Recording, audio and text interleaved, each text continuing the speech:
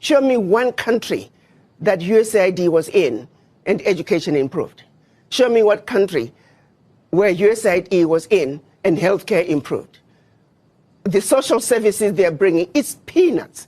The American taxpayer needs to know the billions of dollars that are being given to USAID, a fraction is making it to the people. Let's look at what HIV/AIDS was used to do. We know of a program that was run out of South Africa where they actually were injecting people with the virus. The reason some of the AIDS virus spread as rapidly as it did in Southern Africa, there were some very dirty games being played on African people. They were using Africans as guinea pigs for experimental activities. Even when you look at every aspect, they're using us as guinea pigs. Yes, there is some good, a percentage of some good, but not all of it is done with good intentions. You look at agriculture, they're destroying African agriculture by introducing those GMOs. You plant your seed in one season, your soil is finished. We used to have seeds that we can use from one season to the other. The introduction of GMOs through these agencies, USAID is one of them. We are destroying Africa in a massive way. A little good is coming out, but by and large, the end result, they mean no good. They can turn around and give us an inventory and say, as long as you have been in Africa and also other parts of the world, show us your success rate. You claim you're helping governments with education and healthcare. Show us your success rate. But I also turn around and say, African governments, why do you need this little aid to assist you in providing proper healthcare, proper education? The average African government can afford to provide those services for their people. Why does such a continent that did so much to help Europe recover continue to be so poor? Let's be realistic here. Let's not talk about peanuts. Africa does not need the aid.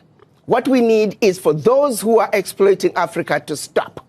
Africa has everything it needs. If Africa could have contributed as much as it did to the recovery of Europe post-World War II, why wasn't Africa equally developed? This is a wake-up call to the African leaders to take inventory of what is really happening in their countries. Do they really need the peanuts that are coming in as aid?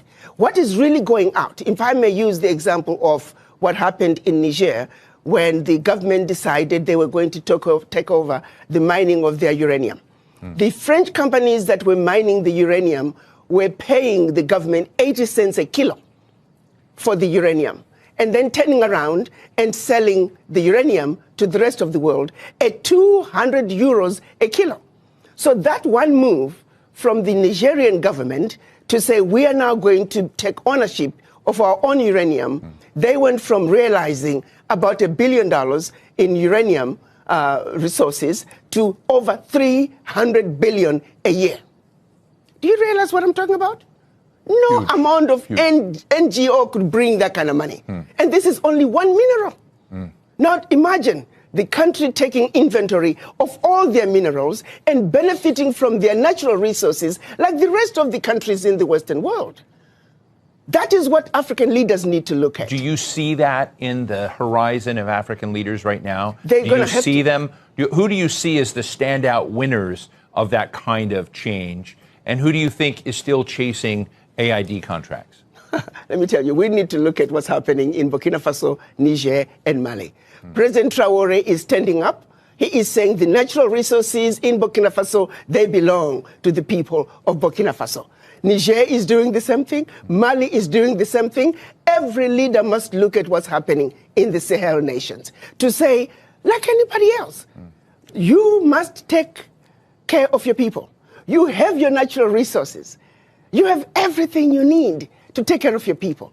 Why do you continue to be beggars? Look at what is being brought in by not only USAID, but all the NGOs in your country. It's peanuts. It's a joke that the African leaders should continue to be beggars of peanuts when you are looking and allowing billions to get out of your country year in and year out, if not trillions, in natural resources that your people should be benefiting from. It is a wake-up call for African leaders to wake up and say, President Trump is saying, US first, America first. You too must say, your country first.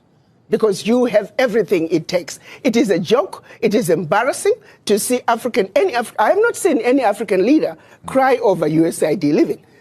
I can tell you for a fact, the average African leader privately is celebrating the exit of USAID because they know what is really going on.